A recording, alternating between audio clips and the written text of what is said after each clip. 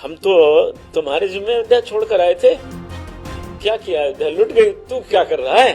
मैंने नामजद तहरीर दी है 4 लोगों के खिलाफ। एक तो जेल गया, टिन्नू, लेकिन ये तीनों बाहर घूम रहे हैं। कौन तीनों चंपत राय बंसल, अनिल मिश्रा और गोपाल राव। एसआईटी के जो अधिकारी हैं समाजवादी पार्टी में रहे। भाई साहब, भाई जी, जिस मोहल्ले के भाई वासुदेव यादव हैं, वासुदेव गुप्ता जी हैं, शहीद हुए, वहां लता मंगेशकर चौक बनाया गया, वासुदेव चौक नहीं बन पाया। जिस अयोध्या में कारसेवकों ने अपना खून बहाया, उसी अयोध्या में आपकी आंखों में आंसू। फिर मेरे ऊपर लाठियां मारी गई। भारतीय जनता पार्टी की सरकार में मेरे उस शरीर पर 150 लाठियां मारी गई। भाई साहब, योगी जी मुख्यमंत्री नहीं, भारत के प्रधानमंत्री भी बने। लेकिन आपको योगी जी की बात पर भरोसा नहीं है? जो वो कह रहे हैं कि उनकी बात पर भरोसा नहीं, उनके काम पर भरोसा है। ट्रस्ट की बैठक में सबने चंपत राय की तारीफ की। वो साधु संत नहीं है, एक भी साधु संत नहीं है। सब गुंडे मवाली हैं, जटाजूट रखा के। ये जो कहते हैं बड़े त्यागी हैं। त्याग करने वाला डकैती डलवाता है, लठैती करवाता है, बकैती करवाता है। आपने 400 लौंडों की वहां फौज बना रखी है। किस लिए बना रखी है? 5 लाख के गद्दे पर बैठने वाला व्यक्ति यदि त्यागी है, 80,000 की एक कुर्सी पर बैठने वाला त्यागी है, लग्जरियस महल में रहने वाला और स्कोडा गाड़ी से घूमने वाला। लग्जरियस महल किसका है वहाँ? अरे भाई, चंपत राय बंसल का है, और किसका है?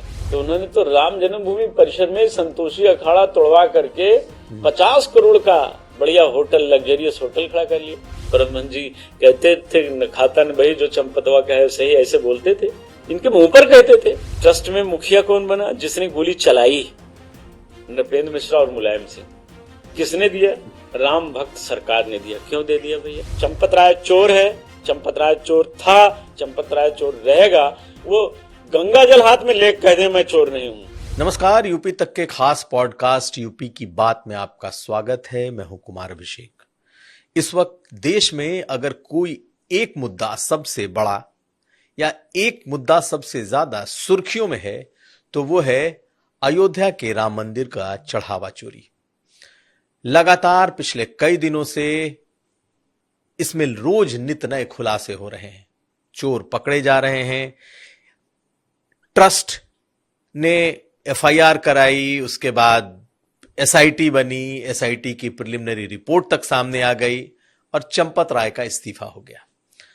लेकिन क्या इन सब से अयोध्या में जो चढ़ावा चोरी हुआ उसके पाप धुले? आज इस मुद्दे पर पूरी कहानी आज हम सुनेंगे और समझेंगे। हमारे साथ संतोष दुबे हैं। संतोष जी, स्वागत है आपका। संतोष दुबे उस आंदोलन के उन लोगों में हैं जिन्होंने लाठियां नहीं, गोलियां भी खाई।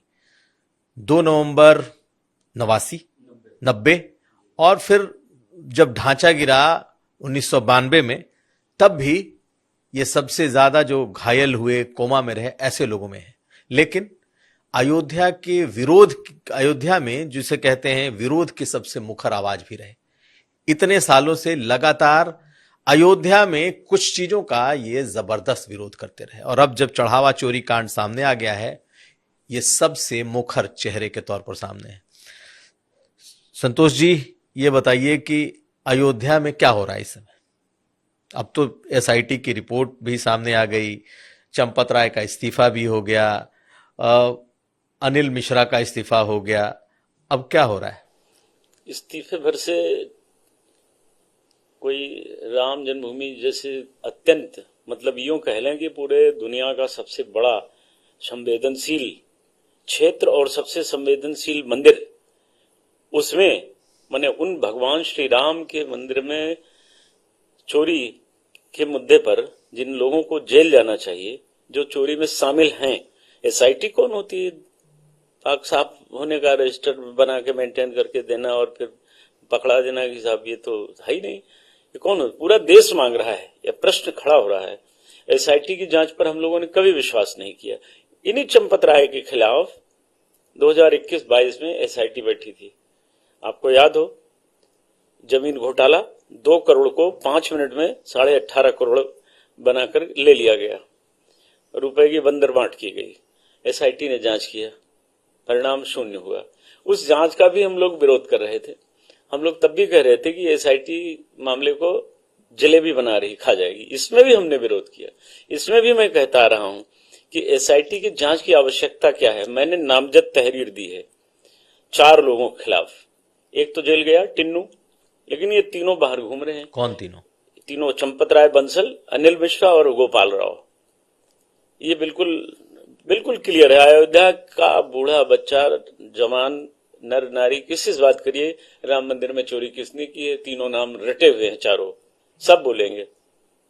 कोई एक अकेला मैं ही नहीं, सब पूरे जिले की 22 लाख पब्लिक में एक आदमी नहीं मिलेगा, कुछ दिहाड़ी बाबाओं को छोड़कर बाकी सब बोलेंगे यही लोग चोर हैं। तो एसआईटी ने जांच की अपनी मनमानी।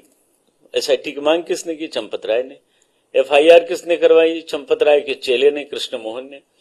उसने नाम किसका लिखा?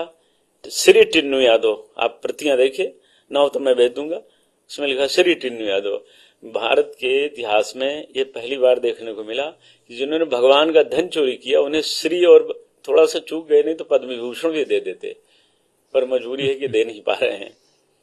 अब ऐसे लोगों को ट्रस्ट में जगह मिली है और वो एक कोई और आ गए हैं, अब बजरंग लाल बागड़ा आ गए हैं, वो लूटेंगे।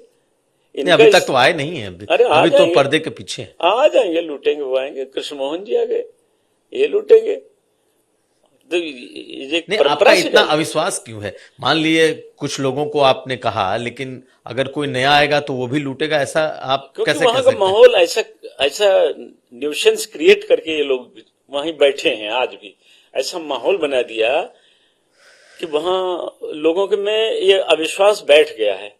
कम से कम वे लोग जो अयोध्या नियमित रहने वाले लोग हैं वो जानते हैं कि इस ट्रस्ट में 2 लोगों को छोड़ दीजिए, स्वामी परमानंद जी को, वो हालांकि हरिद्वार में या अलग अलग जगहों पर रहते हैं। दूसरे महंत नृत्य गोपाल दास जी, पारदर्शी चरित्र के व्यक्ति हैं दोनों, ये बिल्कुल साफ बोलना है। मतलब अभी नृत्य गोपाल दास जी ने चिट्ठी जारी की थी कि मीटिंग के तुरंत पहले, हाँ जी, कि ये लोग रहेंगे तो मैं नहीं आऊंगा। और स्वयं उत्तर प्रदेश के मुख्यमंत्री ने कहा था, प्रोटोकॉल भिजवाया था, तो कहला दिया था कि चंपत राय मेरे आसपास नजर नहीं आएंगे। आप देखिए, ये हालांकि इतना कह देने भर मात्र से तो चोरी का पर्दाफाश नहीं होता है। जब आपको मालूम है ये चोर हैं, तो फिर एसआईटी क्या है? और एसआईटी में बैठे लोग क्या हैं? एसआईटी तो वही जिन्होंने भगदड़ मचवाई थी। सुबेरा हो गया, पुण्य ले लीजिए, जो सोवत हैं, जो खोवत हैं, जो जागत हैं, सो पावत हैं, यही ना एसआईटी है। इस एसआईटी से हम क्या उम्मीद कर सकते हैं? हमने तो तहरीर दिया था कि भैया इन 4 लोग को नामजद किया है हमने, एफआईआर लिख लीजिए और जांच कर लीजिए। पहले जेल न भेज दीजिए, आप जांच कर लीजिए कि चारों है कि नहीं, एविडेंस मैं दूंगा। तो जांच तो हो ही रही है, कोई जांच एसआईटी ने जांच नहीं। एसआईटी कौन होती है? रामलला हमारे एसआईटी के थोड़ी ना। एसआईटी के जो अधिकारी हैं समाजवादी पार्टी में रहे भाई साहब, इन्होंने भगदड़ मचवाने में ये सहयोग किया। ये शंकराचार्य पर लाठियां बरसाने वाले लोग हैं, शंकराचार्य जी का अपमान करने वाले लोग हैं। ये कौन एसआईटी है? ये मौसम वैज्ञानिक हैं। अब देख रहे हैं मामला गड़बड़ हो रहा है, दूसरी ओर भाग जाएंगे। पहले देखा गड़बड़ हो रहा है, भाग गए। तो इन पर भरोसा नहीं किया जा सकता। भरोसा करने लायक जो होते हैं, विश्वसनीयता, इसकी जांच उन लोगों से करानी चाहिए जिन पर जनता विश्वास करती है। मैं तो कहता हूं स्वयं योगी जी जांच करते, जनता विश्वास कर लेती, मैं भी करता। योगी जी पर इतना भरोसा है? पूरा विश्वास है। वो आदमी दूध का दूध, पानी जो शब्द बोलते हैं ना वो करते, लेकिन उन पर इतना प्रेशर है, इतना प्रेशर है। ये तो उन्होंने कहा तो है कि आप इंतजार करिए, दूध का दूध और पानी का पानी हम करेंगे। कितना इंतजार करें? कोई समय सीमा है? 15 दिन की समय सीमा। 15 दिन का, अब तो 1.25 महीने हो गया। ये तो अदालतों की जो तारीखें होती हैं कि तारीख पर तारीख, तारीख पर तारीख, ऐसे नहीं हो सकता है। ये सबसे सिंसियर, सबसे सेंसिटिव, सबसे बड़ा, सबसे वंदनीय मुद्दा है, जहां भगवान स्वयं नारायण विराजमान है। उनके पास सुरक्षा गार्ड है, रामलला के शैडो हैं, और चोरी हो गई, शैडो सो रहा था। आप चिंतन करिएगा, मैं अपने मन से कोई बात नहीं कह रहा हूं। रामलला का गनर, उनका व्यक्तिगत गनर, वो इन चोरों को नहीं पकड़ पाया, जिनके लिए 6 लेयर सुरक्षा है। Yellow zone, red zone, green zone, सारे जोन बने हैं। और इतने जोन के बाद भी चोरों ने हाथ साफ कर दिया। मैं आपसे एक प्रश्न करता हूं, कभी आप गए रामलला के दर्शन के लिए? हाँ बिल्कुल आप गया। जाते रहते हैं। बिल्कुल। आप अयोध्या के सबसे पुराने लोगों में से एक हैं। जब गए तो क्या चढ़ाया आपने भाई साहब? कुछ चढ़ाया? पूछना नहीं बिल्कुल चाहिए, हाँ, लेकिन बिल्कुल चढ़ाया, क्या चढ़ाया? पैसे चढ़ाए। कितना चढ़ाया? अब श्रद्धा जो है वो मैंने नहीं, डाला। थोड़ा सा मैं इसमें एक हम लोग- गणित बताऊंगा आपको। नहीं बस ठीक है, कभी 200, कभी 500, कभी 1000 चढ़ाया मैंने। 500 चढ़ाया। हाँ। इस तरह से इस देश के लगभग 1 अरब लोगों ने दर्शन किया है, और हर कोई आदरणीय कुमार अभिषेक नहीं है। किसी ने 100 रुपए ही भी चढ़ाया होगा, और किसी ने करोड़ों चढ़ा दिया होगा। ये भी तो हुआ होगा। हर कोई संतोष दुबे तो नहीं है ना कि 500 रुपए देके भाग जाएगा। भाई हम लोगों के पास इतना ही था, हम लोगों ने इतना किया। लेकिन अगर 1 अरब लोगों ने 100 रुपए दिया, हम उतना ही एवरेज मान लेते हैं, तो कितना बन गया? भगवान के खजाने में कितना गया? कोई है हिसाब? मैंने अपनी आंखों वो बात देखी थी जो आपको बता रहा हूं। मैं मंगलवार को, प्रत्येक मंगलवार को जाता था। एक मंगलवार को मैं गया तो एक राजमाता आई थी मध्य प्रदेश की। उनको एक सिपाही ने टच कर दिया। वहां धक्का देके बढ़ाते हैं, आगे बढ़ो आगे बढ़ो। वहां और हनुमानगढ़ी में ये गलतियां होती हैं। वो बिगड़ गई, भड़क गई। राज परिवार की थी, उन्हें लगा कि हमारा ये प्रोटोकॉल का उल्लंघन हो रहा है। उन्होंने सिपाही को डांटना शुरू किया, तो हम लोगों ने भी कहा कि तुम्हें ऐसे नहीं करना चाहिए था। ये 90 वर्ष की बुजुर्ग माता जी हैं। तो उन्होंने स्टेट का भी नाम लिया कि मैं फला हूं, वहां की महारानी हूं, तुमने कैसे छू लिया? खैर उसने माँ कहकर पैर पकड़ लिए, तो उन्होंने कहा कोई बात नहीं। उन्होंने रामलला के सामने कहा, राघव सरकार, मेरी आयु अधिकतम महीना, 2 महीना, साल और 2 साल है। मैं छत्राणी हूं। आपका दिया हुआ ये शरीर है, पंचतत्वों में विलीन होने का समय आ गया है। मैं और कुछ नहीं लाई हूं, लेकिन मेरे उस शरीर में जो आभूषण है सब आपका दिया हुआ है। मैं आपको देकर और चाहती हूं कि अब दोबारा दर्शन नहीं कर पाऊंगी, इसलिए हमें क्षमा दे दीजिए। इसके बाद उनकी अंगुलियों में तमाम प्रकार की बहुत महंगी महंगी धातुओं की अंगूठियां थी। सोने का हार था, कम से कम मतलब 200-250 ग्राम से तो कम सोना नहीं रहा होगा। सब उतार करके उन्होंने तुरंत का तुरंत दान पात्र में डाल दिया। आपकी आंखों के सामने? मेरी आंखों के सामने घटना है। ऐसे बहुत घटनाएं हुई होंगी, कोई 1-2 तो होंगी नहीं। ये सब कहाँ चला गया? काकभूषुंडी जी को गायब कर दिया गया, अब कहते हैं मिल गए हैं। वही मैं पूछ रहा था कि जब अभी जब ट्रस्ट की बैठक हुई तो उस दिन जब इस्तीफा हो गया, उसके बाद बताया गया कि भाई जिसने जिसने जो जो चढ़ाया है सब कुछ सुरक्षित है। 28-2900 की लिस्ट बाकायदा उन्होंने बताई की है, और जिसको चाहिए आके देख ले, और जिसको सेटिस्फाई होना है आके ट्रस्ट के कार्यालय में पूछताछ कर ले। तब तो फिर कोई सवाल नहीं होना चाहिए। किसी को छूने नहीं देते हैं। 1-2 लोग गए, ये सुनकर गए, उनको छूने नहीं दिया। आप इस बात से अंदाजा लगा सकते हैं कि एक रिटायर्ड IAS अधिकारी लक्ष्मी नारायण जी, वो गृह मंत्रालय में रहे, बड़े पद पर थे। उन्होंने सोने की रामायण भेंट की अपनी माता जी के आदेशानुसार। वो गायब हो गई। वो रसीद मांगते थे, रसीद नहीं दी गई, और चंपत राय से मांगते थे, दिया उनको। लेकिन यहाँ पे मैं आपको टोकूंगा, फिर उनसे जब दोबारा पूछा गया तो फिर वो बोले कि नहीं, कोई सोने की रामायण नहीं थी, हमने तो रामायण दी थी। हाँ। और उनके बयान भी बदले। अब जब हर आदमी के अपने कुछ अलग से दबाव आते हैं उसके ऊपर, वो भी दबाव में आ गए, डर गए। मृत्यु के करीब समीप खड़े हुए व्यक्ति को, 70-75 वर्ष की आयु के आदमी को अगर मृत्यु दिख रही है तो कोई गलत बात नहीं है। और जब सरकार दबा दे तो बिल्कुल डर का एहसास होगा। तो वो डर गए, कायदे की बात है, डर गए।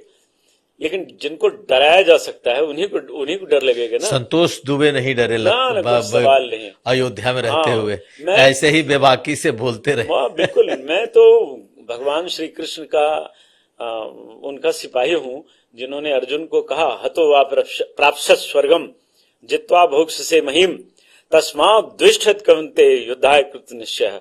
मारे जाओगे तो स्वर्ग का दाता कृष्ण तुम्हारे सामने खड़ा है, और जीतोगे तो पूरी पृथ्वी तुम्हारी है। और इन दोनों में से तुम कुछ भी न करना चाहो तो भी युद्ध कृत निश्चित है, हो के रहेगा, क्योंकि मैंने ठान लिया है। तो मैं तो उन कृष्ण और राम का पुत्र हूं जिन्होंने हमको सिखाया है कि मरना तो एक दिन होगा ही, तो क्यों ना धर्म पर मर जाएं। ये सारी दुनिया याद करे, कुछ काम तो ऐसा कर जाएं। काहे को डरे भाई, मौत आनी ही है। अरे भाई 50 साल बाद आएगी, 40 साल बाद आएगी, 30 साल बाद आएगी, आज आ जाए क्या दिक्कत है। हम जिस काम के लिए पैदा हुए थे, राम काज के लिए पैदा हुए थे, वो कार्य पूर्ण हो चुका है, मंदिर बन गया है। चोर वहां चोरी भी करने लगे हैं। चूहा कहां जाते हैं, जहां अनाज होता है। तो ये चोर चोरी कर रहे हैं, इनको करने दीजिए अपना लेकिन काम। क्या वो जो चोर हैं जो पकड़े गए हैं इस समय, जी, क्या जो कहा जा रहा है कि भाई मंदिर के भीतर जिन लोगों ने चोरी की, जिनके पास से पैसे बरामद हुए, जिनके खातों में मिले, जिनके और भी जांचें हो रही हैं, किसी ने घर बना लिया, किसी के रिश्तेदार के खाते में पैसे हैं, तो वो तो पकड़ लिए गए, उसमें से 80 लाख बरामद भी हो गया। आपको लगता है कि रियल चोर यही है? नहीं नहीं, रियल चोरों में वहां दो क्वालिटी है, एक बड़े चोर हैं, एक छोटे चोर हैं। ये जो पकड़े गए हैं छोटे वाले हैं, बड़े वाले चोर अभी भी वहां लपलपाती जीभों के साथ हाजिर हैं, कोई मौका मिले। इसलिए हम तो नियमित रूप से हम लोगों से करें, भैया यहाँ चढ़ाइए कुछ ना, भगवान को कुछ चाहिए नहीं आपसे, आपको जो मिला है वो परमात्मा का दिया हुआ है। आप परमात्मा को क्या देंगे? आप चढ़ाना चाहते हैं ना, तो 2 अश्रु बिंदु चढ़ाइए भक्ति भाव से। हैं? आप यहाँ रुपया चढ़ाएंगे तो ये चोर लोग बैठे हैं, ये लूट ले जाएंगे।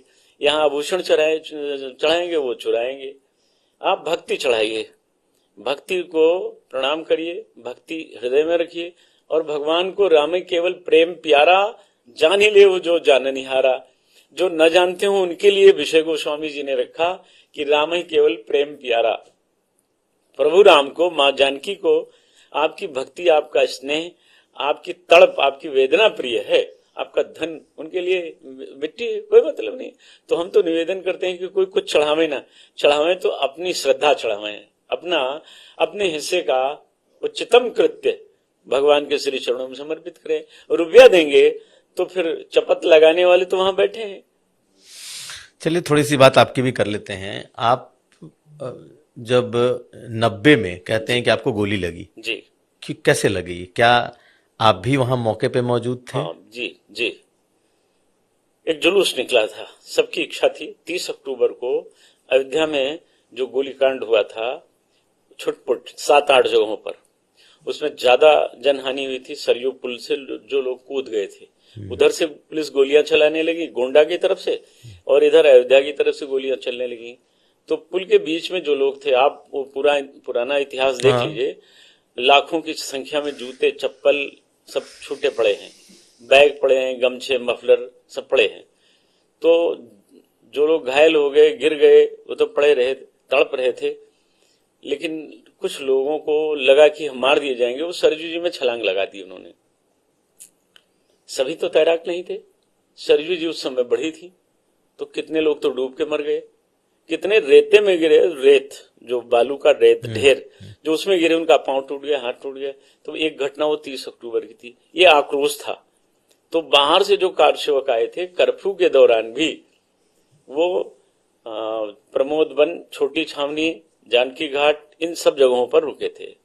ये स्थान राम जन्मभूमि से करीब 2 किलोमीटर दूरी पर पड़ता है। अकस्मात वहां छोटी छावनी, माने जिसे आज की डेट में मणिराम छावनी कहते हैं, महंत गोपालदास जी वाला आश्रम। जी, जी। तो वहां करीब 2,500-3 हजार, 3,500 हजार जो लोग रहे हो सब इकट्ठे हुए। जयभान सिंह पवैया, वो रहने वाले हैं ग्वालियर के, वो बजरंग दल के उस समय संयोजक थे। वो उन्होंने वहां कुछ भाषण दिया और लोगों से कहा कि सब चलते हैं रामलला के दर्शन करने के लिए। सभी लोग निकल पड़े। आगे जानकी घाट में मैं महंत देव रामदास वेदांती के यहाँ मैं भी रुका था, क्योंकि मेरे कई साथी घायल हो गए थे 30 अक्टूबर की घटना में। हमारे साथी राधा रमण त्रिपाठी जी, वो बस लेकर तोड़ते हुए चले गए थे। आपको एक याद होगा, ये एक घटना की चर्चा याद है जी।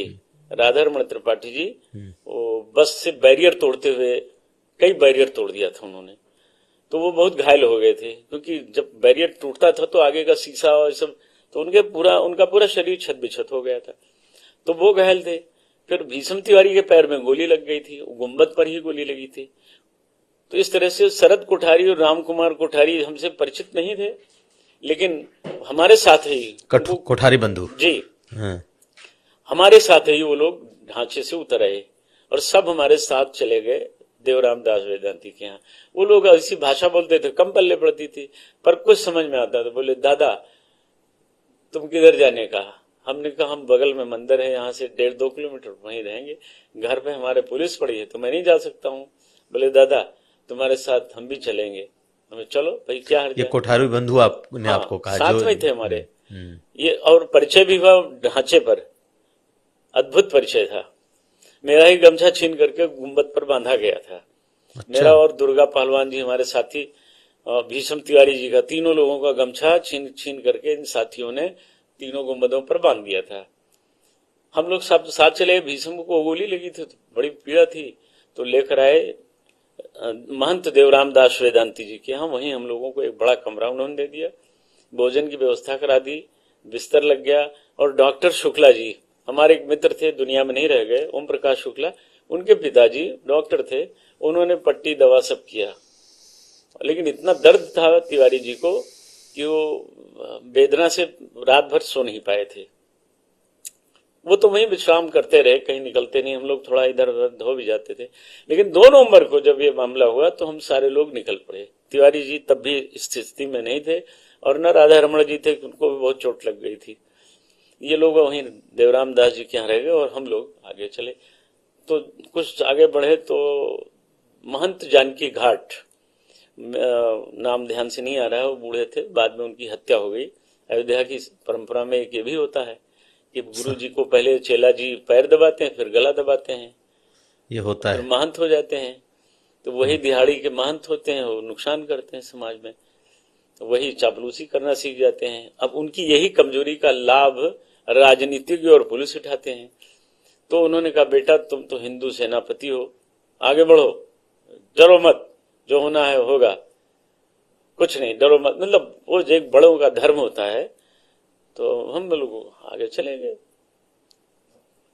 जब हम लोग दिगंबर अखाड़ा पहुंचे, और नारे भी बड़े सिंपल थे, रामलला हम आएंगे, मंदिर वहीं बनाएंगे। ये तो कोई भड़काऊ नारा नहीं था भाई। इसी तरह से श्री राम जय जय राम, ऐसे ये कीर्तन भी हो रहा था।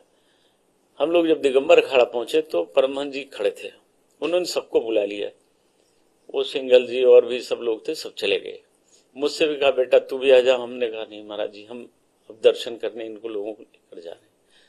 तो सभी जो नेता लोग थे और बड़े विचार वाले लोग थे, वो परमहंस जी के यहाँ चले गए। हम लोग छोटे विचार वाले थे, हमें लगा कि इनका साथ नहीं छोड़ना चाहिए। बाहर के लोग हैं, मध्य प्रदेश, राजस्थान आदि के स्थानों के लोग थे, तो हम अयोध्यावासी होने के नाते इस धर्म का निर्वाह करेंगे, चलते हैं दर्शन करने।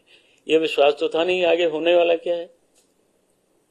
हम लोग जब जहां गोली कांड हुआ, जब वहां पहुंचे तो बैरिकेटिंग लगा करके रोक दिया गया, आगे नहीं जाना है। बड़ी देर बहस होती रही। फिर उसके बाद विवाद बढ़ा। विवाद में महेंद्र नाथ अरोड़ा जी ने अपना कुर्ता फाड़ कर कहा, चलाओ गोली, हम में से कोई यहां से भागेगा नहीं। और फिर आंसू गैस की गोले और लाठियां, फिर गोलियां चलाना शुरू हो गया। और वो बहुत दर्दनाक सीन है, उसकी क्या चर्चा करूं। आपको कहाँ लगी गोली? हमको वहीं जहां ये शरद कोठारी मारे गए, उन्हीं को बचाने के चक्कर में दौड़े भी, लेकिन तब तक गोली लगी यहाँ, ये सट से लगी, इस पार हो गई। मुझे लगा किसी ने ईंटा मार दिया। मैंने जैसे ऊपर किया तो दूसरी गोली आकर दंदनाती हुई यहाँ घुसकर इधर आ गई। अभी भी आप निशान देख सकते हैं। ये सब सर्जरी हुई है। तीसरी गोली लगी, इस पार से उस पार हो गई, फिर हाथ में लगी, ये अटक गई। गोली है क्या? नहीं, निकलवाएगी, सर्जरी हुई थी यहाँ से। अच्छा, डॉक्टरों ने बाद में देखा तो उनको लगा कि हल्की सी कोई खरोंच है, उन्होंने टेप लगा दिया, बैंड कर दिया। लेकिन गोली का असर रात में जब 10-11 बजे के बाद हाथ सूज आया और मैं बोलने की स्थिति में नहीं था, तो डॉक्टर ने एक्सरे किया तो उसमें बुलेट दिखाई पड़ा। तो कहा ये खतरनाक है, बाकी तो सब ठीक है, ये खतरनाक है। ऑपरेशन करके निकाला गया। दवा खत्म हो गई थी, बेहोश करने वाली दवा नहीं थी अस्पताल में, मुझे बहुत ठीक से याद है। वो रवि सिंह कंपाउंडर था, उसने, डॉक्टर ने कहा कि कैसे निकाला जाए, उसने कहा साहब संतोष भैया बहुत मजबूत है, हम जानते हैं। उसने हमको समझाया, भैया मंदिर तो तभी बनेगा जब आप जिंदा रहोगे, दर्द बर्दाश्त कर लो, निकाल दें गोली, नहीं गोली रह गई तो आपकी जान को खतरा है। तुमने कहा निकालो, हाथ बढ़ा दिया। दर्द से छटपटाहट थी, पीड़ा थी, इसके बाद भी जीवन बना रहे तभी आगे काम होगा। मुझे न मैं चीखा न चिल्लाया, लेकिन वो दर्द मुझे आज भी होता है। शब्दों ये में बताइए बयान कि करना जितने बाकी लोगों को होता है। गोलियां लगी या जो उनको मंदिर और उसकी तरफ से सर्टिफिकेट भी दिए गए, आपको भी कभी कोई मिला? कोई सर्टिफिकेट नहीं, किसने कहा था? कुछ नहीं दिया गया, कुछ नहीं, किसी को पूछा नहीं गया उनका। अलबत्ता उनका घर तोड़ दिया गया है, चौड़ीकरण के नाम पर उनका घर तोड़ दिया गया। रमेश पांडे जी हमारे सबसे अच्छे मित्रों में से थे, 4 बच्चों के पिता थे, और शहीद हुए मेरी आंखों के सामने। भैया भैया कहते हुए चिल्लाते दुनिया से चले गए। भाई साहब, हम आपको उन शब्दों में क्या बताएं, ये पीड़ा, ये वेदना, हमारे सब साथी चले गए, हम अपनी वेदना किसको बताएं, कैसे कहें। मेरी आंख के सामने जिन लोगों ने मेरे सामने 2 भाइयों ने एक पत्तल में भोजन किया था, वो जो राजेंद्र धरिकार, जैसे मैं अयोध्या पहुंचता भैया भैया कहकर दौड़ कर आकर पैर छूना, और मैं किसी को बचा नहीं पाया। ये पीड़ा आज भी मुझे सालती है कि मैं अपने इन प्यारे भाइयों के लिए कुछ नहीं कर पाया। अगर मैं अयोध्या का न होता, लोग मुझे जानते न होते, तो पुलिस जिस तरह से उठा के गाड़ियों में लाशें भर भर फेंक रही थी, एक मेरी भी फेंक दी जाती। लेकिन भाई अमरनाथ पांडे जी भी हैं, वे और कुछ और हमारे साथी कूद पड़े।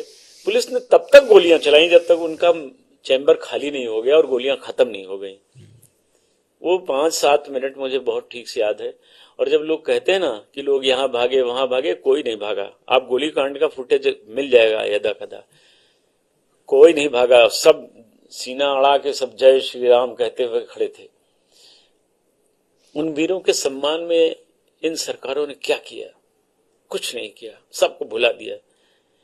एक गांव गली चौक चौराहा नहीं है भाई जी। जिस मोहल्ले के भाई वासुदेव यादव हैं, वासुदेव गुप्ता जी हैं, शहीद हुए, वहां लता मंगेशकर चौक बनाया गया, वासुदेव चौक नहीं बन पाया। जिस गांव के सुजागंज के राम अचल गुप्ता जी हैं, उनके नाम से एक सड़क नहीं बन पाई। उनकी विधवा ने, उनके बच्चों ने कैसे जीवन झेला होगा, कभी उनकी भी सुध लेना था सरकार को ना। हम लोग तो इतने सक्षम नहीं थे कि उनकी हाल लेते। परमहंस रामचंद्र दास जी जो जीवन भर लड़े, उनके लिए इस सरकार ने क्या किया? अशोक सिंघल जी, मैं उनको प्रणाम करता हूं, जितना बड़ा उन्होंने काम किया, उनके नाम से एक गली नहीं है। रमेश पांडे उसी गली के रहने वाले हैं, उनके नाम से एक चौराहा, एक मूर्ति, किसी कार सेवक। जिस अयोध्या में कारसेवकों ने अपना खून बहाया, उसी अयोध्या में आपकी आंखों में आंसू, उसी अयोध्या में उन कारसेवकों को अपमानित किया जाता है। क्या मिला कारसेवकों को? उनके खून से, उनके गारे से राम का मंदिर बना, और आप चोरी कर रहे हो। आपको शर्म नहीं आई? आपको दया नहीं आई? आप में धर्म नहीं है? आप बेशर्म हो, आप चोर हो, आप हो। यही धर्म है कि आप उन भगवान का खजाना लूट लो जिनके लिए 10 लाख लोगों ने अपना प्राणोत्सर्ग कर दिया। 500 वर्ष लड़े। मथुरा और काशी के लोगों ने अलग अलग स्थानों पर भगवान शिव और भगवान श्री हरि कृष्ण का मंदिर बनाया, लेकिन हमारी अयोध्या पीछे नहीं हटी। हमारी अयोध्या ने कहा जहां राम का जन्म हुआ है, मंदिर वहीं बनाएंगे, मारेंगे या मर जाएंगे पर मंदिर वहीं बनाएंगे। हम 1 इंच पीछे नहीं हटे और राम का मंदिर वहीं बनाकर छोड़ा हमने। और हमारी अयोध्या को साहब आप लूट रहे हैं, आप चोरी कर रहे हैं, आप हमारे आराध्य भगवान का खजाना लूट रहे हैं। आपने हमारे गुरु परमहंस जी का अपमान किया, कोई बात नहीं है, हमने सह लिया। आपने पूरी अयोध्या तोड़ डाली, आपने हजारों मंदिर तोड़ डाले, हमें कोई दर्द नहीं है। अब आप भगवान का खजाना भी लूट लेंगे। आपने उन विधवाओं का अपमान किया जिन्होंने अपने पतियों को मरने के लिए भेजा। आप क्या मुंह दिखाएंगे? आज मैं आपसे सवाल करता हूं कि अगर आज हमारे सबसे प्रिय भाई दुर्गा पहलवान जो दुनिया में नहीं रह गए आकर पूछें, क्यों रे भाई, हम तो तुम्हारे जिम्मे अयोध्या छोड़कर आए थे, क्या किया? अयोध्या लुट गई, तू क्या कर रहा है? अगर परमहंस रामचंद्र दास जी पूछें कि मेरे प्यारे भतीजे, मेरे चेले, तेरे जिम्मे में करके आया था, मरने से पहले मैंने कहा था कि अयोध्या तेरे जिम्मे है, लूटने न देना इसको, तो मैं क्या जवाब दूंगा? आप बताइए।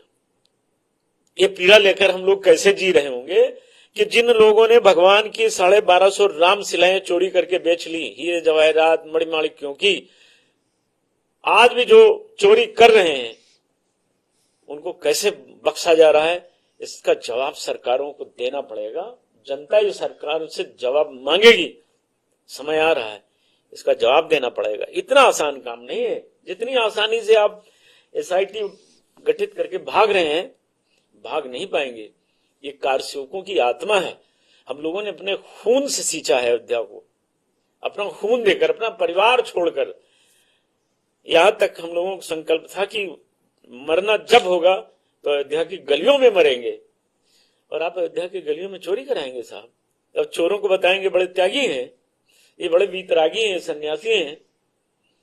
अगर ये चोर इतने ईमानदार और इतने अच्छे हैं तो पूरा देश जो बोल रहा है झूठ बोल रहा है।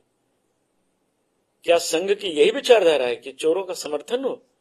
ऐसे घटिया और गंदे लोगों को उनकी तारीफ की जाए। गोविंद नारायण गिरी कह रहे थे कि वो चंपत राय तो साधु हैं, तो अगर वो साधु हैं तो गोविंद नारायण गिरी क्या है? ये सब चोर हैं, सब इस चोरी में शामिल लोग हैं। मैंने बताया ना आपको, ये भगवान का खजाना लूटने वाले हैं। ये गजनी, गोरी, बाबर, औरंगजेब, तैमूर, लंग का डीएनए वाले लोग हैं। राम को मानने वाले कोई सनातन धर्मी, शैव वैष्णव किसी मत का है, वो कभी राम के मंदिर में, भगवान के मंदिर में, शिव के मंदिर में चोरी नहीं कर सकता है। वो देता है। दुनिया में इतिहास है, किसी मस्जिद में इतना आपको सोना चांदी धन नहीं मिलेगा, किसी गिरजा घर में नहीं मिलेगा। एक केवल सनातन धर्म एक है कि जहां मंदिरों को सोने चांदी से पाट दिया जाता है, और हिंदू देता है, कोई दूसरा धर्मी नहीं देता है। आप इतने भावुक हो गए बोलते बोलते। अभिषेक भाई, ये पीड़ा है हम अयोध्यावासियों की कि आज हम अयोध्यावासियों को पूरी दुनिया में गाली मिल रही है कि अयोध्या वाले भगवान का धन नहीं बचा पाए। आप समझ लीजिए कि हम लोगों के अंतरतम की बात पूरी दुनिया समझ नहीं पा रही है। पूरी दुनिया को समझना होगा कि जिनको आपने वोट देकर मजबूत बनाया, हमने मजबूत बनाया, आज वो राम के साथ भी अन्याय कराएंगे। ये कैसे चलेगा? ये कैसे होगा?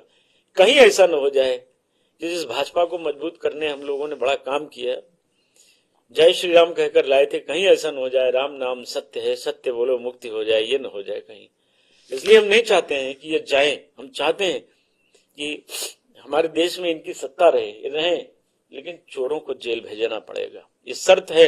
अगर आपने चोरों के साथ हिलाहवाली की तो आप बख्शे जाएंगे नहीं। ये तय जान लीजिए। जनता अंदर से, पूरा हिंदू समाज आंदोलित है, आक्रोशित है। लोगों की पीड़ा आपको समझनी पड़ेगी। और हमारे जैसा आदमी जिसने पूरा जीवन लगाया, मैंने तो कभी नहीं कहा मैं त्यागी हूं, मैं अपने बच्चों का वस्त्र नहीं बनवा पाता, लेकिन भगवान के लिए मैं पूरा प्रयास रहता है कि जो हमारी आस्था है वो मजबूत बनी रहे। मैं बहुत सिंपल रहता हूं। मैं तो नहीं गाना गाया मैंने कभी कि मैं तो बड़ा त्यागी हूं। जिसने पूरा घर अपनी आंखों के सामने बुलडोज होते देखा है। हमारा घर तो मुलायम सरकार ने गिरवाया, मायावती की सरकार में मेरा घर, गांव का घर तोड़ दिया गया, कुर्की की गई हमारी। हम तो अकेले आरोपी हैं जिसको सभी सरकारों ने पीड़ित किया। क्या सपा, क्या भाजपा, क्या बसपा, क्या कांग्रेस, जो आया उसने हमको पहला निशाना बनाया। क्यों? अब ये तो वही लोग बता सकते हैं, वही बता सकते हैं क्यों ऐसा किया। मुलायम सिंह की सरकार में मैं पूरा वर्ष जेल में रहा, राष्ट्रीय सुरक्षा कानून में एनएसए लगा था। एनएसए लगा। फिर तत्काल बाद सरकार बनी कल्याण सिंह जी की और मायावती जी की, तब भी मैं जेल में था। फिर मेरे ऊपर लाठियां मारी गई। भारतीय जनता पार्टी की सरकार में मेरे उस शरीर पर 150 लाठियां मारी गई भाई साहब, तब भी हमें बर्दाश्त था। चलो जो कुछ है, अंत भला तो सब भला। लेकिन इस भले की तो हमें कामना नहीं थी ना कि आप हमारे आराध्य भगवान श्री राम का मंदिर लुटवा लेंगे, खजाना लुटवा लेंगे, और हम अपने साथियों को क्या बताएं क्या मुंह दिखाएं? जिनको हम लेकर आए थे चलो ढांचा तोड़ेंगे तो मंदिर बनेगा, जिनके साथ हमने ये स्वप्न देखा था, ये स्वप्न देखा था कि ऐसा मंदिर बनेगा कि पूरी दुनिया अवाक रह जाएगी, उस समय जरूर आएगा। उस मंदिर को ऊंचा करने के लिए हमें आंदोलन करना पड़ा। 128 फीट ऊंचा बन रहा था, उसमें 3 गुंबद बन रहे थे। हम लोगों ने हस्ताक्षर अभियान चलाया, भिड़े तो वो 5 गुंबद हुआ, 168 फीट ऊंचाई हुई, 5 एकड़ में हुआ। ये हम लोगों का जो सपनों का राम मंदिर था वो तो नहीं बन पाया, जो बना घी का लड्डू टेढ़ा मेढ़ा जैसा बन जाए, अच्छा है। लेकिन भैया उस टेढ़े मेढ़े लड्डू को बचाए रखना तो धर्म था। नहीं तो संतोष जी, कहा तो ही जा रहा है भाई चोरों ने चोरी कर ली, जो नोट गिनने वाले थे उन्होंने चोरी कर ली। ये ठीक है कि जो ट्रस्ट के लोग थे उनके नाक के नीचे हुआ, चंपत राय इसके मुखिया थे, लेकिन चोरी करने वाले तो वही थे जो नोट गिनते थे और बैंक तक जाता था। क्या हमारा एक प्रश्न आपसे भी है कि ये आज तक का कार्यालय है, इसमें आज के मुखिया आप हैं, यहाँ कोई चीज गायब हो जाए और आपको जानकारी मिले, कोई आके बताए अभिषेक भैया अमुक चीज चोरी हो गई, आपने इग्नोर कर दिया, दूसरे दिन फिर चोरी होगी, अभिषेक भैया अमुक चीज गायब हो गई, फिर आप इस तरह लगातार आपको लगातार होता रहा, होता रहा है और इसमें भी होता रहा, लगातार होता रहा। और आप दीनानाथ वर्मा को सुन लीजिए, जिसने कहा कि 40% कमीशन मुझसे अनिल मिश्रा ने मांगा और मैंने चंपत राय को बताया, चंपत राय ने मुझे निकाल दिया। आप महिपाल सिंह को सुन लीजिए, कोषाधिकारी थे। अगर और जानना चाहते हैं तो आप अयोध्या के जन से पूछ लीजिए, हो सकता है हमें ज्यादा गुस्सा हो, हम ज्यादा कटु बोल रहे हो, जरा प्रेम से बोलने वालों से बात कर लीजिए अयोध्या में, वो क्या कह रहे हैं। अयोध्या में 22 लाख की आबादी में 2, 4, 10 चमचों की बात नहीं करता हूं। आप किसी से पूछिए कि रामलला का चोर असली कौन है, 4 नाम तुरंत गिनाएंगे, चंपत राय बंसल, अनिल मिश्रा, गोपाल राव और टिन्नू यादव। 4 नाम तड़ा तड़ा ऐसे गिनाएंगे जैसे गांधी जी के कितने बंदर थे 3, वैसे ये चोर कितने हैं 4। ये हर आदमी की जुबान पर है, वो आज से नहीं है। ये इनको बचाने का जो कुत्सित प्रयत्न चल रहा है सरकारों का, बड़ी महंगी कीमत है सरकारों के लिए, बहुत आसान नहीं है। हम तो सरकारों से पीड़ित लोग रहे हैं और इस सरकार को लाने के लिए हम लोगों ने प्रयास किया, मेहनत किया, और हम चाहते हैं कि योगी जी मुख्यमंत्री नहीं भारत के प्रधानमंत्री भी बने। लेकिन आपको योगी जी की बात पर भरोसा नहीं है, जो वो कह रहे हैं कि उनकी बात पर भरोसा नहीं, उनके काम पर भरोसा है। वो स्वयं जांच करें। अगर वो कह देंगे कि ये चारों गंगा जी से धुले हैं तो हम मान लेंगे, मुझे विश्वास है कि वो चोरों को पकड़ सकते हैं, लेकिन वो स्वयं जांच करें। अपने IAS IPS अधिकारियों से जांच कराएंगे तो जो खुद ही नहीं पवित्र है वो आप कहां से पवित्रता का लाइसेंस दे देगा। ये प्रश्न खड़ा होता है ना कि कुंभ में भगदड़ मचवाने वाले, शंकराचार्य जी पर लाठी चलवाने वाले, शंकराचार्य जी पर अभद्र टिप्पणी करने वाले, सनातन धर्म का अपमान करने वाले, वो सही जांच कर ले जाएंगे। ये विश्वास के परे है, ये कतई माना नहीं जा सकता। अच्छा, जब ट्रस्ट की बैठक हुई अभी, तो उसमें साधु संतों ने, जब ट्रस्ट की बैठक में सबने चंपत राय की तारीफ की। और साधु संत नहीं है, एक भी साधु संत नहीं है, सब गुंडे मवाली हैं, जटा जूट रखा के, और कोई बिहार से भागा है, कोई गोंडा से, कोई मध्य प्रदेश से। आप बताओ कौन साधु उसमें अच्छा है?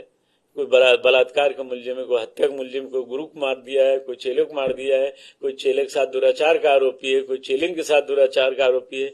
सबको गनर चाहिए, गनर रखना है तो भैया चमचागिरी तो करनी पड़ेगी। नहीं, मैं उस ट्रस्ट की बात कर रहा हूँ जिसने उस दिन मीटिंग की। अरे वो ट्रस्ट क्या है? वो ट्रस्ट जिसमें सरकार का अंग है ना, वो तो मोदी जी का बनाया ट्रस्ट है ना, तो मोदी जी से कौन नहीं डरेगा? 56 इंच सीने वाले से कौन नहीं डरेगा? आप बताइए। तो उन्हीं के ट्रस्ट में बैठे लोग 56 इंच सीने वाले। तो आखिर चंपत राय की इतनी तारीफ क्यों? कहते हैं कि भाई 41 साल का जीवन उन्होंने दे दिया, 45 साल का जीवन दे दिया, उनके पास अपना कुछ नहीं है। आपसे एक बात बता दें, चंपत राय 91 में आए और मैं 86 से वहां संघर्ष कर रहा हूं। 86 से मेरी पीढ़ियां लड़ने बीती हैं। उमेश चंद पांडे जी मेरे सगे मौसेरे भाई हैं, जिन्होंने राम जन्मभूमि का ताला खुलवाया, ठीक, जिन्होंने ताला खुलवाया और जिन्होंने पूरी फाइल पलटकर उमेश चंद पांडे को सिखाया, वो मेरे सगे मामा थे, श्री उदय भान मिश्रा जी। हम तो अपने परिवार की तारीफ करने नहीं गए। और सरकारी वकील जो थे वीरेश्वर द्विवेदी, मेरे चचेरे भाई, मेरे मामा जी ने कहा, वीरेश्वर तुम बताओ किसके आदेश से ताला बंद है? बोले मामा जी कोई आदेश नहीं है। बोले तू सरकारी वकील है वहां, उमेश कल बहस करेगा, सच बोलना, राम के लिए सच बोलना। और उन्होंने अदालत में कह दिया कि साहब किसी का आदेश नहीं है, इसमें हमारा कोई रोल नहीं, आप जो निर्णय लीजिए। तब कृष्ण मोहन पांडे जी जिला जज साहब ने एसएसपी और डीएम को बुलवाकर कहा कि अगर हम ताला खोलने का आदेश करें तो आप लाइन ऑर्डर मेंटेन कर देंगे? उन्होंने कहा बिल्कुल कर लेंगे। और फिर ताला खुल गया। हम उस परिवार से हैं जिसकी पीढ़ियां लड़ी हैं। मैं अगर और सच बता दूं तो देश अवाक रह जाएगा। मैं, हमारे पिताजी रामलला के पधारने में एक प्रमुख व्यक्ति थे, कभी फिर आपको बताएंगे। उन पर DIR भी लगाया गया था। महाशय केदारनाथ आर्य समाज के प्रधान थे, जिन्होंने सब काम किया। ये जो चेहरा आपको देखता है, ये नंबर 2 वाला जो दिख रहा है ना, ये नंबर 2 वाला है। नंबर 1 वाले चेहरे कभी आपको हम बताएंगे कि इसके पीछे की स्क्रिप्ट क्या थी वास्तविक। जो अयोध्या के मूल निवासी हैं, जिन्होंने किया है राम जन्मभूमि के लिए, उनको भी जानिए। ये जो कहते हैं बड़े त्यागी हैं, त्याग करने वाला डकैती डलवाता है, लठैती करवाता है, बकैती करवाता है। आपने 400 लौंडों की वहां फौज बना रखी है। किस लिए बना रखी है? रामलला के गनर अलग हैं, उनकी कई चक्र की सुरक्षा है, उसको भेदन करना आसान नहीं। कई बार आतंकवादी आए गए और उड़ गए, उड़न खटोला हो गए, स्वयं वहां तक नहीं पहुंच पाए। और ग्रेनेड फेंका तो रामलला टाट पर गिरा और दगा ही नहीं। तो इस चमत्कार को दुनिया जानती है। रामलला ने ही यह चमत्कार किया कि हम लोगों को शक्ति से भर दिया। सच बोलो, बोलने वाला आ गया है, लगा दिया उन्होंने। बोल रहा हूं, क्या करेंगे? ज्यादा से ज्यादा हमारी हत्या करा देंगे ना, हम उसके लिए भी तैयार होकर बैठे हैं, पीछे नहीं हटेंगे, सच कहेंगे। चंपत राय चोर है, चंपत राय चोर था, चंपत राय चोर रहेगा। वो गंगा जल हाथ में लेकर कह दे मैं चोर नहीं हूं, एक तरफ वो गंगा जल उठा ले, गोपाल राव उठा ले, अनिल मिश्रा उठा ले, और एक तरफ मैं भी उठा लेता हूं। देखिए भारी कौन पड़ता है। वो त्यागी हैं। ऐसे ऐसे गंदे शौक रखने वाले मैं कह नहीं सकता हूं, वो त्यागी योगी नहीं होते हैं भाई साहब। तो त्यागी योगी नहीं, सब एक ड्रामा होता है। और चाणक्य की कभी आप पढ़िए, जो उन्होंने अपने शिष्य चंद्रगुप्त को शिक्षा दी कि चंद्रगुप्त जो जितना सादगी से दिखता है उतना ही बड़ा धूर्त और मक्कार होता है। इसलिए धूर्तों मक्कारों के फंद में मत फंसना। आप उनकी नीतियां पढ़िए। विदुर जी ने कहा, अपनी नीति में लिखा विदुर जी ने, कि जो व्यक्ति दुनिया को ठगना चाहता है वो रावण की तरह साधु भेष बना लेता है। नहीं, नीति है। लेकिन संतोष जी कुछ दिखना भी चाहिए। जैसे मान लीजिए जिसने पैसे चुराए उसके घर दिख रहे हैं, उसके घर दिख रहे हैं, उसका बैंक बैलेंस दिख रहा है, उसके रिश्तेदारों के खाते में पैसे दिख रहे हैं। इनमें से किन के पास क्या दिख रहा है? दिखेगा, वो भी दिखेगा। ये पाप का घड़ा है ना, फूट रहा है ना। 5 लाख के गद्दे पर बैठने वाला व्यक्ति यदि त्यागी है, 80,000 की एक एक कुर्सी पर बैठने वाला त्यागी है, लग्जरियस महल में रहने वाला और स्कोडा गाड़ी से घूमने वाला। लग्जरियस महल किसका है वहां? अरे भाई, चंपत राय बंसल का है, और किसका है? उनको आप क्या जानते हैं? आप हल्के से देखते हैं। आप कोई सर्च मारिए, चंपत राय बंसल किस में रहते हैं, अभी देखिए सामने सीन आ जाती है ना। तो कारसेवकपुरम में एक छोटी सी, अरे छोटी सी क्या है, आप गए नहीं? फिर मैं गया हूं। हाँ। नहीं, वो जहां रहते हैं उस रंगमहल को देखिए ना भाई। और हमको जो जानकारी मिली है, भविष्य में आपको बताएंगे कि उनका नोएडा में उनके परिवारी जनों का 50 करोड़ का मकान तैयार हो रहा है। मैं अभी उसकी सर्च करा रहा हूँ, तैयारी मिल जाएगी, आपको दिखाएंगे। अच्छा, ये अनिल मिश्रा का क्या है? कहा जाता है कि भाई ट्रस्ट बना तो ट्रस्ट में अयोध्या के लोग नहीं रखे गए। अनिल मिश्रा तो शायद अयोध्या के ही है। अयोध्या के नहीं है, अम्बेडकर नगर जिले के निवासी हैं। वो अयोध्या बाद में आए, वो तो 91 में आए। वो और उनके गुरु जी चंपत राय दोनों लोग 91 बैच के हैं। ये दोनों लोग 91 बैच के उस समय आए, उसके पहले कहीं कुछ नहीं थे। और अनिल मिश्रा तो मनी माइंडेड आदमी है, वो तो हर सीमा पर उतर जाते थे रुपए के लिए। तो उन्होंने तो राम जन्मभूमि परिसर में संतोषी अखाड़ा तोड़वा करके 50 करोड़ का बढ़िया होटल, लग्जरियस होटल खड़ा कर लिया। इस तरह एक होटल और है उनका यहाँ आपके गोमती नगर अयोध्या में जमीन, नोएडा में, गोमती नगर लखनऊ में और नोएडा में जमीन, सब कहाँ से खरीद लिया है। नहीं, आप इतने जो आरोप लगा रहे हैं इसके कोई प्रमाण भी हैं कि आप बिना प्रमाण के हम कुछ बोलते नहीं है। आप किसी को कह रहे हैं कि रंग महल है और मैं कह रहा हूं ना, आप वर्तमान की एक फोटो सर्च कर लीजिए, चंपत राय डाल के फोटो सर्च कर लीजिए, जो फोटो निकल के आएगी, जिस गद्दे पर वो बैठे मिलेंगे वो 5 लाख का गद्दा है। क्या कोई आज तक परिवार में कोई इस लायक है जो 5 लाख के गद्दे बैठ जाए? बहुत पुराने रिपोर्टर हैं आप। प्रदेश बड़ा गर्व करता है आपकी भाषा पर, आपके विचारों पर और कार्यों पर। क्या आप 5 लाख के गद्दे पर बैठने की क्षमता आज तक बना पाए?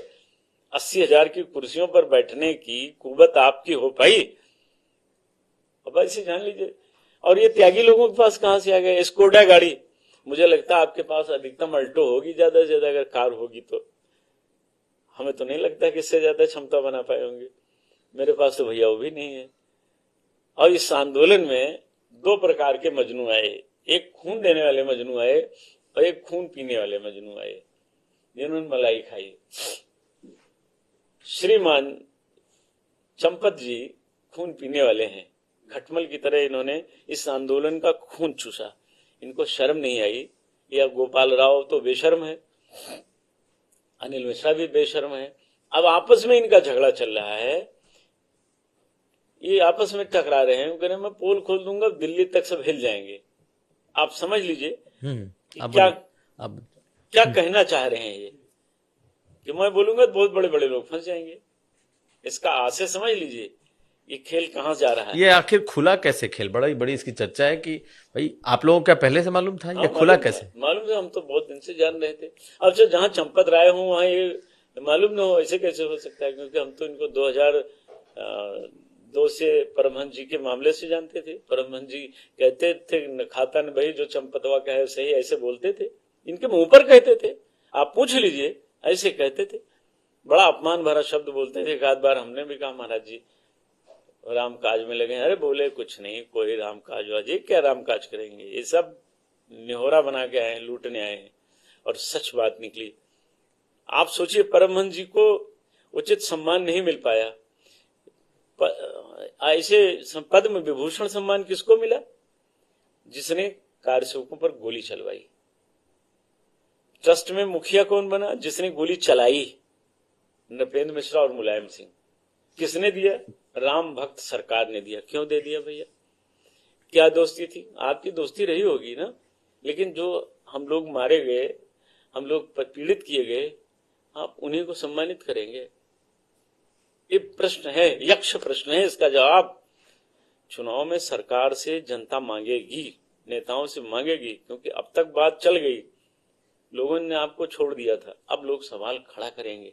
क्योंकि ये चोरी किसी सेठ साहूकार के यहाँ नहीं, एक आम आदमी के यहाँ नहीं है, किसी भी दानो मानव यक्ष नाग गंधर्व किन्नर के यहाँ नहीं। ये चोरी स्वयं जगत पिता प्रभु राम के मंदिर की चोरी है। अगर ये चोरी भूल से किसी सपा बसपा कांग्रेस कम्युनिस्ट के लोगों की होती तो पूरी भाजपा बड़ा बड़ा बैनर बना करके रोड पर खड़ी नजर आती। आज क्यों नहीं बोल रहे हो? आज आप सफाई क्यों दे रहे हो? आप बोलिए ना। और जो साधु नहीं बोल रहे हैं, राम की कमाई खाते हैं, राम की रोटी खा करके बड़ी बड़ी जटाएं रख करके राम के नाम पर आए, मुई नारी तब संपत्ति नासी, मूड़ मुड़ाए भयो सन्यासी। और तुम राम के लिए नहीं बोल पा रहे हो, काम के लिए बोल रहे हो, दाम के लिए बोल रहे हो, गनर के लिए बोल रहे हो। ये कोई साधु है? ये साधु अधु नहीं, गुंडे हैं, मवाली हैं। जो साधु हैं वो राम के पक्ष में खड़े मिलेंगे, और जो साधु हैं, स्वाद लेने वाले हैं, जिनकी भूमिका रंग महलों में रहने वाली है, जो अय्यासी का साधन चाहते हैं, वो तो वहीं जाएंगे ना, राज सत्ता की चापलूसी करेंगे। और जो सुदामा की तरह कृष्ण के पास जाना चाहता है, वो नंगे पांव चल कर जाएगा, वो सत्य बोलेगा, वो श्रीधर पंडित नहीं बनेगा, वो सच कहेगा। तो अयोध्या के 5,000 पूरे भारत के 5,000 कथावाचकों से प्रश्न है, तमाम गिरिपुरी भारती फलाने आनंद फला आनंद, आज राम जी के घर में चोरी हुई नहीं बोल रहे हो? कहां जवाब दोगे?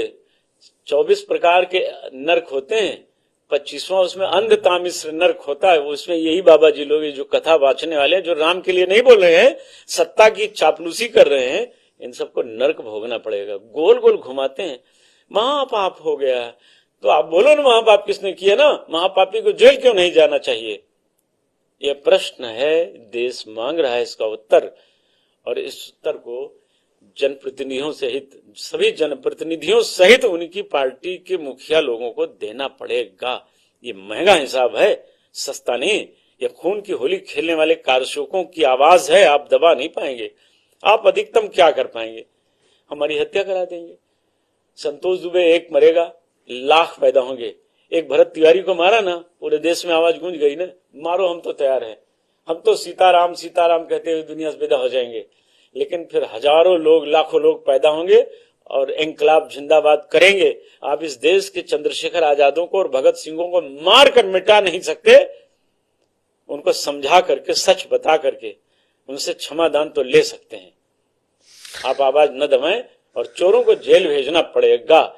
यह सरकार नहीं भेज पाई, दूसरी आएगी, उसको भेजना होगा। इन चोरों को बख्शा नहीं जाएगा। क्यों? क्योंकि इन्होंने हमारी आस्था लूट ली, हमारा धर्म लूट लिया, हमारी भक्ति लूट ली।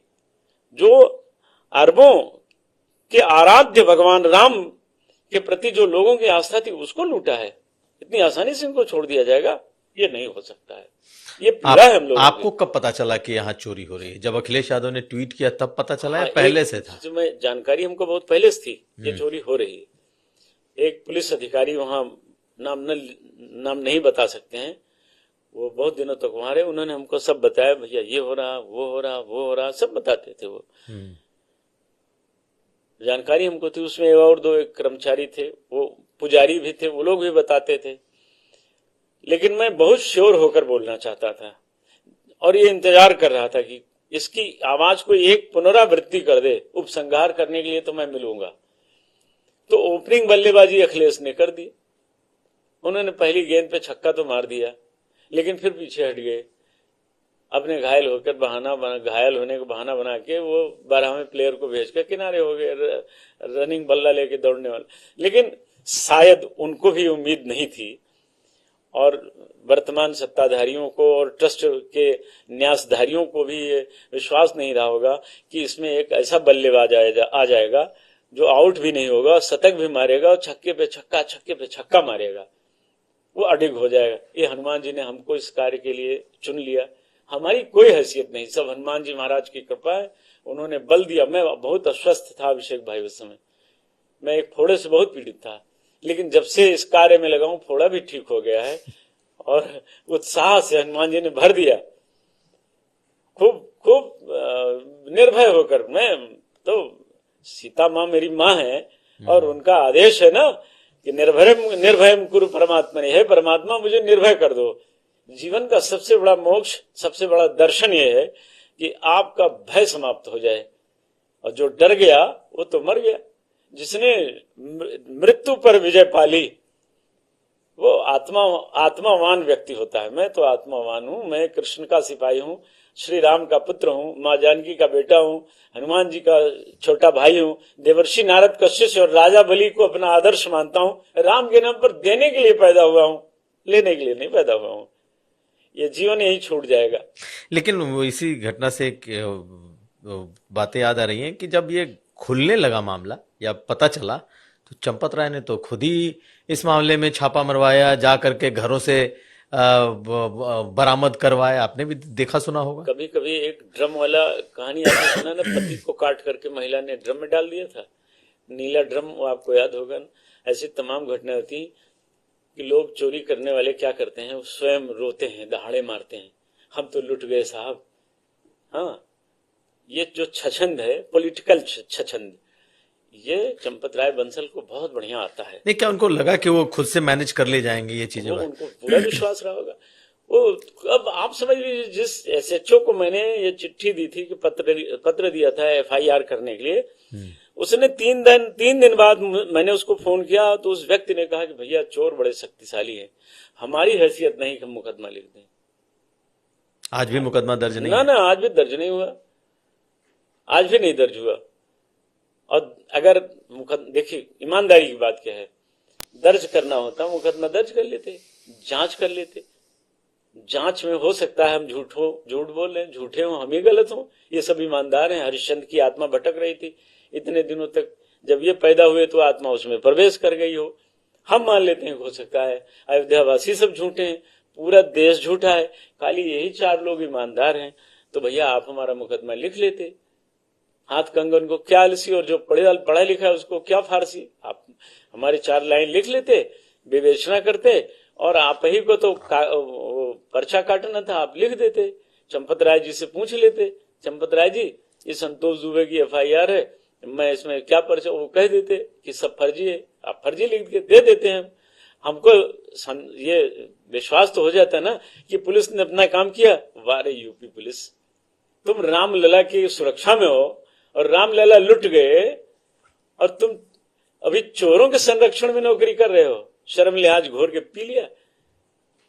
उत्तर प्रदेश के पूर्व पुलिस महानिदेशक विक्रम सिंह को सुनिए, उन्होंने कहा कि जो संतोष दुबे ने एप्लीकेशन दिया था पहले उसे दर्ज करना चाहिए था। SIT क्या होती है, सही बात कही उन्होंने, और तमाम पुलिस के रिटायर अधिकारियों ने यही बात कही।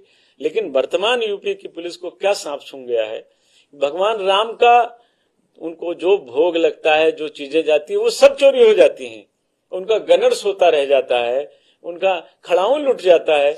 हम ये बार बार आप भगवान राम के गनर कह रहे हैं, कौन है, क्या है भगवान राम? 24 घंटे उनकी सेवा में जो लगे हैं, उनकी सुरक्षा में, और ये लुटता रहा, वो तमाशा दिख रहे, उनके खिलाफ भी कार्रवाई होनी चाहिए, पुजारियों के खिलाफ कार्रवाई होनी चाहिए।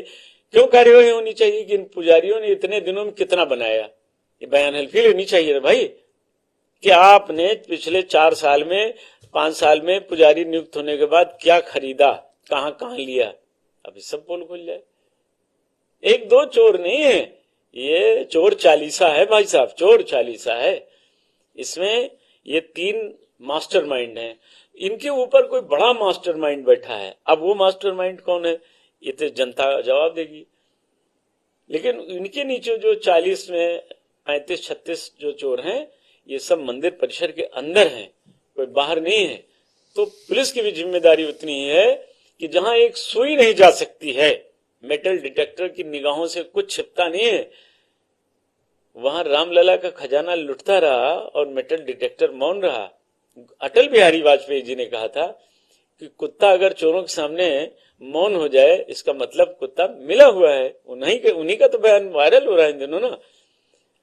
दीनदयाल उपाध्याय जी ने कहा था, मैं उनका परसों अखबार देख रहा था, आजादी के समय उन्होंने कहा था, बहुत बड़ी बात कही थी कि कुछ दिनों बाद देश में मूर्खों का शासन हो जाएगा और वो देश को लुटवा देंगे।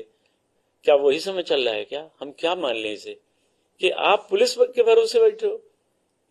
अब इसका न्याय तो स्वयं रामलला ही करेंगे।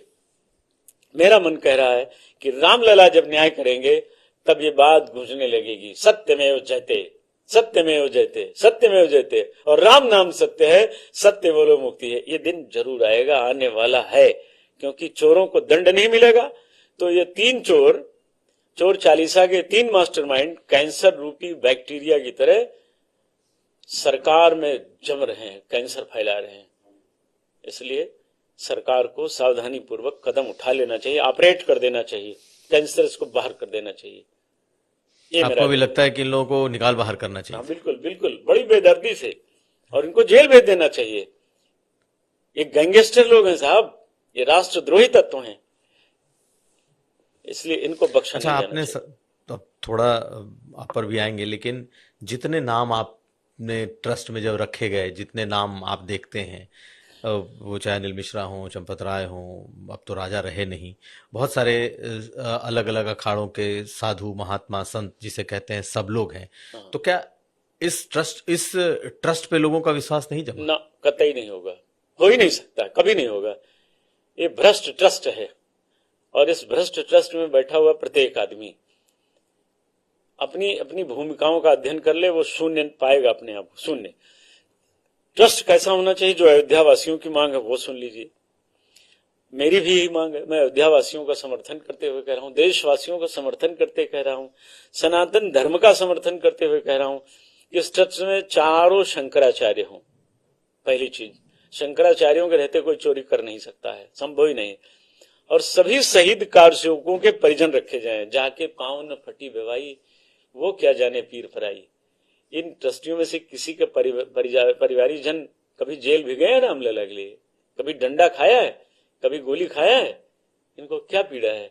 इसलिए इन सब को बाहर करके अगर ईमानदारी से ट्रस्ट चलाना है और चोरी न होने पावे, और एक सूर्यवंशी, जिन प्रभु राम का मंदिर बना है वो सूर्यवंशी थे, तो क्या किसी एक क्षत्रिय को रखा गया?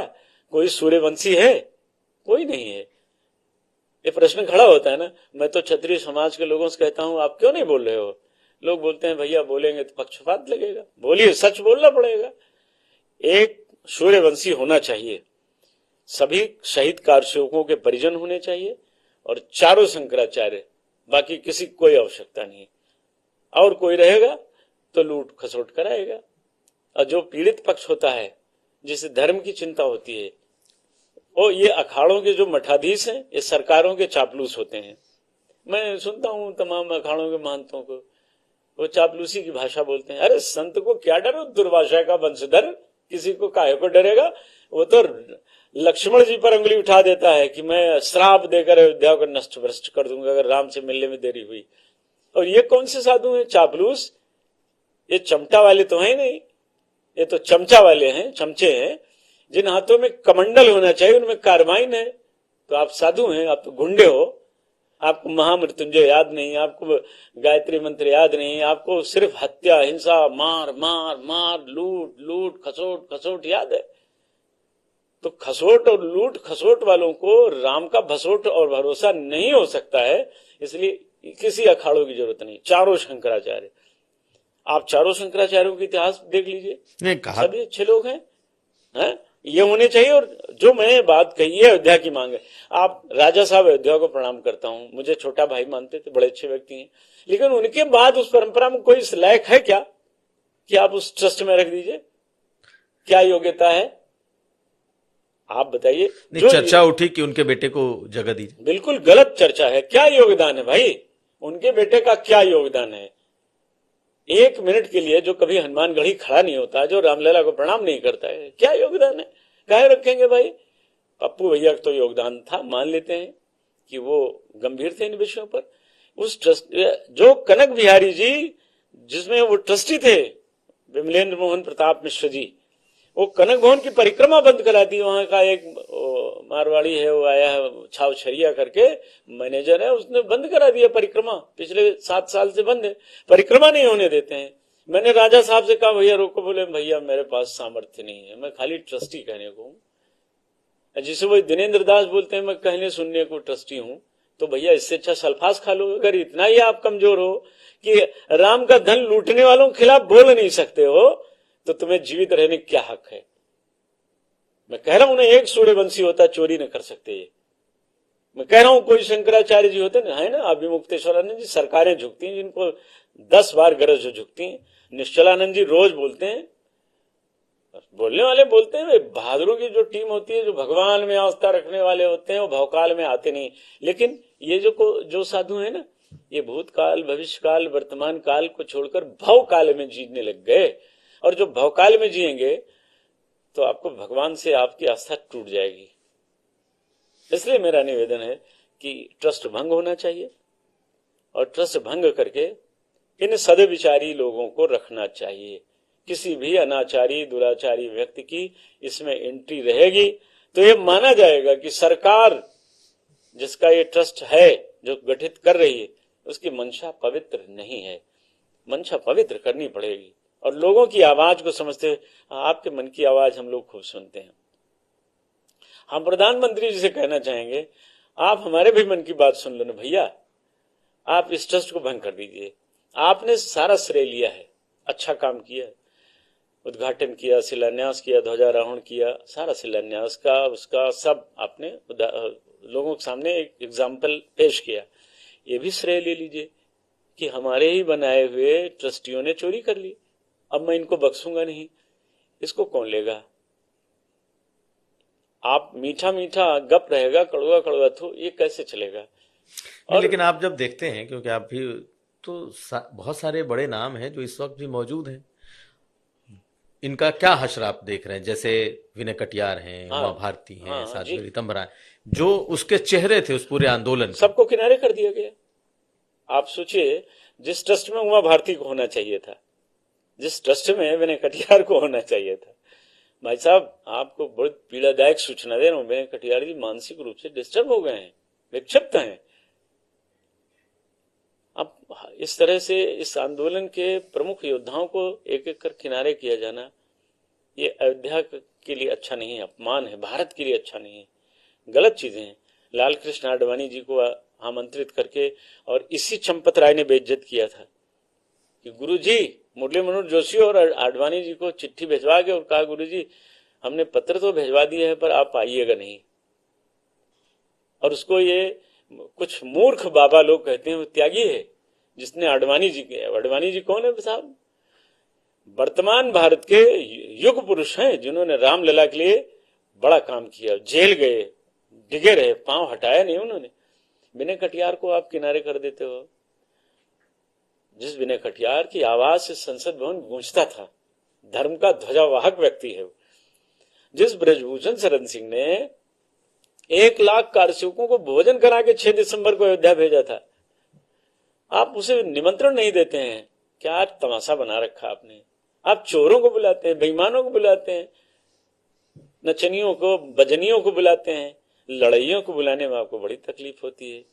ये एक क्षत्र ब्रजभूषण शरण सिंह ने तो अभी तक दर्शन ही नहीं किया। ठीक किया उन्होंने, मैं उनको नमन करता हूं कि उन्होंने अच्छा काम किया। और सच तो यह है कि रामलला का दर्शन तो आपने भी किया। ये रामलला का चेहरा लगता है, लगता है कि हम शनिदेव की मूर्ति के सामने खड़े हैं। रामलला कितने सुंदर थे, नीलांबुजश्यामल कोमलांगम सीता समारोपितवाम भागम पाणव महासाय एक चारु चापम नमामि रामम रघुवंशनाथम। इतने सुंदर। स्वयं नारायण ने प्रकट होकर के मनुष्य शत्रुपा से कहा कि क्या चाहते हो, तो उन्होंने कहा चाहो तुम्हें समान सुत, आप जैसा पुत्र चाहते हैं। और भगवान कहते हैं कि आप सरिस खोजो कहां जाइए, अपने जैसा खोजने कहां जाओ।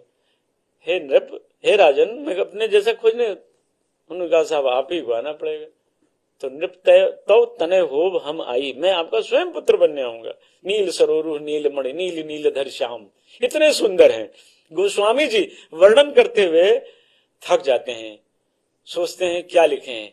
रघुवर की छवि समान, रुक गए। हनुमान जी को याद किया, प्रभु मार्गदर्शन कीजिए। हनुमान जी ने कहा बाबा कहाँ रुक गए? बोले रघुवर की छवि समान सूर्य चंद्र दिवाकर कोई है नहीं, क्या लिख दूं? बोले अरे इतने भोले हो बाबा, लिखो ना रघुवर के समान, बस केवल और केवल रघुवर है। रघुवर की छवि समान रघुवर छवि छैया, ठुमुक चलत रामचंद्र बाजत पैजनिया। इतने सुंदर थे, जिनकी रचना इतनी सुंदर, वो खुद कितना सुंदर होगा, उसको इन्होंने काला काला ऐसा बना दिया कि वो साक्षात शनिदेव लगते हैं। नहीं, लेकिन वो तो अगर श्याम पत्थरों में गढ़े गए हैं, लेकिन नहीं, ये नहीं, श्याम पत्थर में उनकी सुंदरता तो उसमें दिखती है ना। पत्थरों में, शालिग्राम पत्थरों में भगवान राम की मूर्ति नहीं बनाई जा सकती है, ये गलत हुआ है। और वहीं ऊपर राम दरबार में प्रभु राम गोरे गोरे हो गए। तो अलग अलग शैली है। नहीं, ये शैली उत्तर प्रदेश की शैली नहीं है। रामलला यूपी में जन्मे, अयोध्या में प्रकट हुए हैं। तो राम सिर्फ अयोध्या और उत्तर प्रदेश के थोड़ी है, तो पूरे देश यहाँ से जो कुमार अभिषेक का जन्म जहां भी हुआ है, वहां की मर्यादा के अनुसार ही वो आचरण करेंगे। कहीं चले जाए, संतोष दुबे जहां जन्मे हैं, कहीं भी जाएंगे, कोई अयोध्यावासी मिल जाएगा, अवधपुरी का निवासी मिलेगा, वो हमसे पूछेगा का हो दुबे जी, का हलवा है, तो हम भी तो कहेंगे अरे भैया एकदम ठीक है, आपका आशीर्वाद है। हम भाषा छोड़ देंगे क्या? ये तो हमारी मदर लैंग्वेज है। हमारा जो खान पान, वेशभूषा, चाल चरित्र, चेहरा है, वो क्षेत्रीय आधार पर तय होता है। हनुमान जी वत्स गोत्रीय थे, आंजनेरी पर्वत पर जन्मे, प्रमाण मिलता है, तो वहां की भाषा बोलते थे। सबसे ज्यादा अतुलित बलधाम हेमशैला भदेयम, सब इतने शक्तिशाली और ज्ञानी नाम अग्रगण्य में इतना ज्ञान था कि माता सीता को उन्होंने 2 दर्जन भाषाओं में राम कथा सुनाई है। लंका में रामचंद्र गुणवर नहीं लागा, तब सुनते ही माता कर दुख भागा। इतनी भाषाएं, मिथिला से लेकर लंका की सारी भाषा हनुमान जी ने सुना डाली। तो क्षेत्रीयता का तो प्रभाव रहेगा। राम जी लंका में गए तो काले हो गए थे क्या? हनुमान जी अंजनेरी से जब अयोध्या आए तो क्या उनका रंग बदल गया क्या? वो तो सब वैसे ही रहे। तो इसलिए हमारी गरिमा, हमारे महिमा के अनुसार हमारी मूर्तियां भी बननी चाहिए। हमारे आराध्य देवों की मूर्तियां उसी तरह बननी चाहिए। लेकिन उसमें भी कमीशन चल गया। शालिग्राम की शिला लाएंगे तो 1-2 करोड़ की लाएंगे, 10-20 करोड़ दिखाएंगे। रास्ते में पूछते हुए लाएंगे, 10-20 करोड़ और कमाएंगे। राम लला है, ये दुकान चलती रहेगी। ये शोरूम बना के रख दिया। अब तो संघ का कार्यालय बन के रह गया ना आज। जो सारा देश कह रहा है वो सच है। आप उसको मंदिर बनाइए प्लीज, कृपया। बड़ा धन्य होंगे हम सभी, हम लोगों का जीवन धन्य हो जाएगा कि वो राम मंदिर बन जाए। अभी भी समय है, सभी समय स्वार्थ त्याग कर अपना मंदिर आप बचा लो, ये समय आ गया है। चलिए कुछ राजनीतिक सवाल भी ले लेता हूँ। हाँ, बिल्कुल लीजिए साहब। तो संतोष दुबे भाजपाई थे कभी या नहीं, कभी? भाजपाई नहीं था, मैं तो हमेशा शिव सैनिक था। हम्म। लेकिन वोट हमेशा भाजपा को दिया और दिलवाया, सिवा पिछले लोकसभा चुनाव को छोड़कर। पिछले लोकसभा में 24 में हराया आपने। हराया कहकर लल्लू सिंह को हराया। हाँ, लल्लू सिंह को हराया, भाजपा को नहीं हराया। हम्म। लल्लू सिंह के कुकृत्यों के कारण उनको हरवाया और कहकर हरवाया। ये बता के हरवाया कि जीत सको तो जीत दिखाओ, हम कहकर आए थे ना। और उनको हारने के बाद स्वाद मिल गया कि पब्लिक के बीच में न रहना और ये कहना हमको थोड़ी कोई वोट देता है। लोग राम के नाम पर वोट देते हैं। राम के ही नाम पर वोट नहीं मिलेगा, काम भी करो। लेकिन एक बात जरूर है कि लल्लू सिंह चुनाव हारने के बाद, अब कहीं सत्यनारायण भगवान की भी कथा होती है तो बिना बुलाए मेहमान की तरह भी पहुंच जाते हैं। सक्रियता आ गई।